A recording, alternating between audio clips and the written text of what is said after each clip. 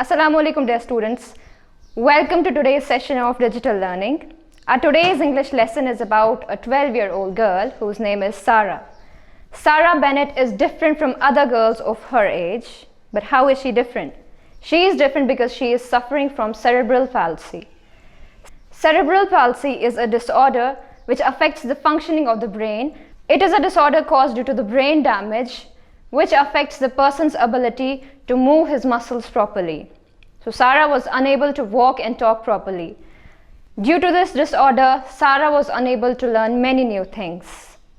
But how did she overcome this challenge? Let's watch the video of this story to know how Sarah overcame her challenge. Sarah Bennett suffered from cerebral palsy and could not speak. Unable to communicate, she felt frustrated and isolated until she found a way to express herself.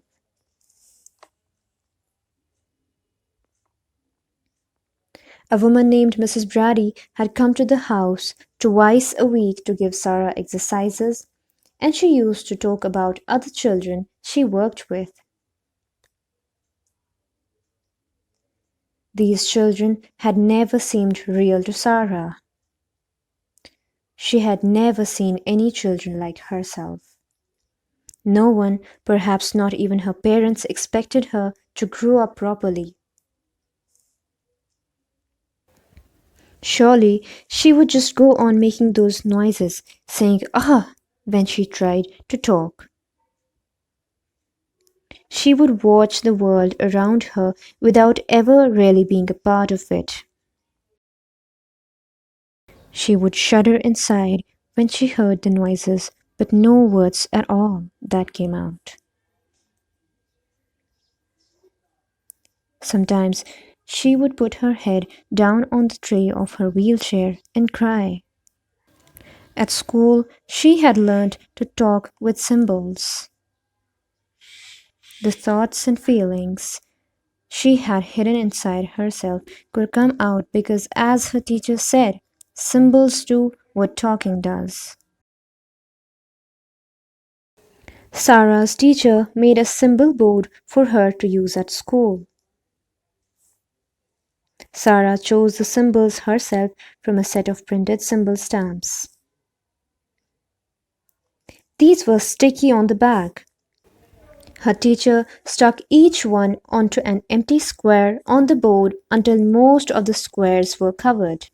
One row of squares was left empty for future use.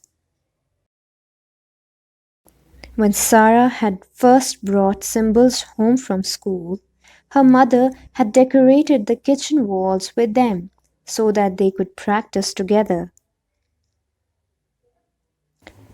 Her mother had printed the word for each symbol just as on Sarah's bliss symbol board. That was because people who had not learned the symbols would know what was being said. Sarah wanted her mother to tell her over and over again what happened when she was a baby and why she couldn't walk or talk. "Tell me again about when I was a baby," Sarah was saying now. "You were a lovely baby, even though you couldn't move around like most babies." "That doctor," Sarah said with her symbols. "Yes, that doctor who told me you had cerebral palsy when he found out you couldn't speak. He told me you would never learn much." "Well, you know, Sarah," her mother went on, "when a person can't say anything, it's easy for people, even doctors, to think they aren't very smart. And it's true that some children with cerebral palsy aren't bright. Of course, some otherwise normal people aren't very bright either. And me?